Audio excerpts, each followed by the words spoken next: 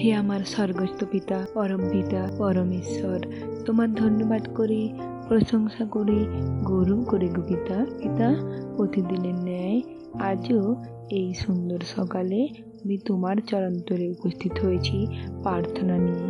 পিতা, তোমার ধন্যবাদ করি তোমার সকল সন্তানকে প্রতিটা মুহূর্তে তোমার সুরক্ষিত বেড়াজাল দিয়ে ঘিরে রাখার জন্য, আর সকলকে তোমার আশিস দান করার জন্য, সকলকে তাদের জীবনের সকল সমস্যা থেকে উদ্ধার করার জন্য।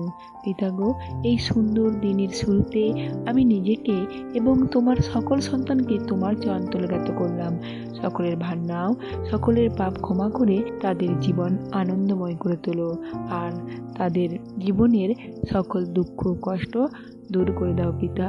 পিতা গো, আমরা ধন্য তোমার একজাত মিষ্টি পুত্র প্রভু যিশুকে পেয়ে, যার জন্য আমরা হতে পেরেছি তোমার সন্তান, আর যার মাধ্যমে আমরা হয়েছি সকল পাপ থেকে মুক্ত। পিতা, সেই তোমার একজাত মিষ্টি পুত্রকে জানাই অসংখ্য অসংখ্য ধন্যবাদ। আমি জানি পিতা, এই প্রার্থনা শ্রবণ করলে আর তোমার সকল সন্তানের ভার নিলে, আর যারা এই প্রার্থনা শ্রবণ করবে তারাই তো তোমার সন্তান পিতা, তাদের তুমি ভার নিয়ে নিয়েছো। আমি জানি এই প্রার্থনা শ্রবণের মধ্য দিয়ে তারা তাদের জীবনের সকল সমস্যা থেকে উদ্ধার লাভ করবে তোমার আশিসে। আমি বিশ্বাস করি পিতা, তুমি প্রার্থনা শ্রবণ করলে, উত্তর দিলে। এই প্রার্থনা আমার প্রভু যিশুর নাম হইতে চাইলাম, আমেন। এবার আসা যাক বাক্যে। ফিলিপিও 4:4-7 পদ। তোমরা প্রভুতে সবসময় আনন্দ করো। আমি আবার বলবো, আনন্দ করো। তোমাদের শান্তভাব সবার কাছে প্রত্যক্ষ হোক। প্রভু শীঘ্রই আসছেন।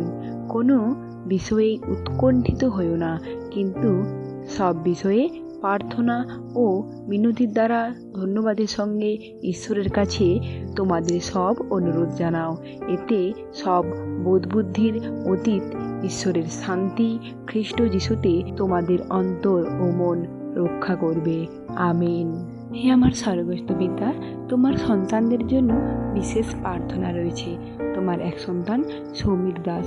পিতা গো, তোমার ওই সন্তান তোমার কাছে প্রার্থনা করে, সে খুবই অসুস্থ, 2 বছর ধরে লাংস ডিজিজ, আর পিতা তার মধ্যে টিবিরও সিমটম দেখা দিচ্ছে।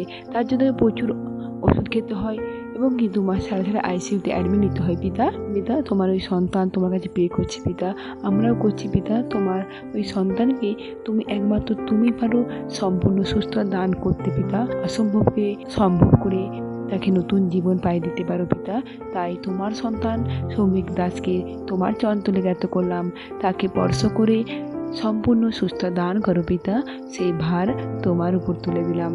আর পিতা, তোমার আরেক সন্তান সুমিত্রা সিটের ছেলে পিতা গো, সে তোমার ছোট সন্তান পিতা। তাকে তুমি সুস্থ দান করো, তোমার পা দিয়ে চলাও পিতা। আর পিতা গো, তার সকল পাপ ক্ষমা করো, আর ক্ষমা করে তাকে প্রতিটা মুহূর্তে আগলে রেখো। তোমার সন্তানের ভার তোমার উপর তুলে দিলাম। আর পিতা, তোমার আরেক সন্তান সঞ্জু ঘোষ। পিতা গো, তাকে সব সময় সব রকম বিপদ থেকে তুমি আগলে রেখো পিতা। তার জীবনের সকল দুঃখ কষ্ট দূর করে দাও পিতা। তোমার সন্তানকে সব সময় সব রকম বিপদ থেকে আগলে রাখার ভার তোমার উপর তুলে দিলাম।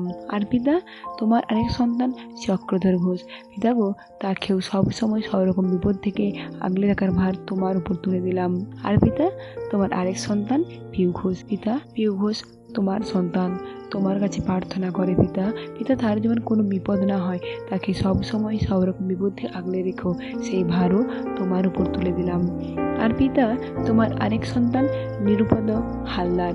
পিতা, সে সবাইকে ত্যাগ করেছে তোমার জন্য। পিতা, সে চলতে পারছে না, সে তাদের ড্রাইভারি করে পিতা। তাকে তুমি তোমার পরে সুস্থ দান করো পিতা, তোমার মহিমা বর্ষণ করো। আর যারা বলছে তুই তো খুব প্রভু যিশুকে গ্রহণ করেছিস, তোর এই অবস্থা কেন, তাদেরকে দেখিয়ে দাও তুমি আছো, তুমি আমাদের জীবন্ত ঈশ্বর। তোমার সন্তানের ভার তোমার চরণতলে জ্ঞাত করলাম পিতা। তুমি তোমার পরে তাকে সম্পূর্ণ সুস্থ দান করো। আমি বিশ্বাস করি পিতা, এই মুহূর্তে তোমার যে সকল সন্তানের ভার তোমার উপর তুলে দিলাম, সকলকে তুমি স্পর্শ করলে আর সুস্থ দান করলে পিতা। এই প্রার্থনা আমার প্রভু যিশুর নাম হইতে চাইলাম, আমিন।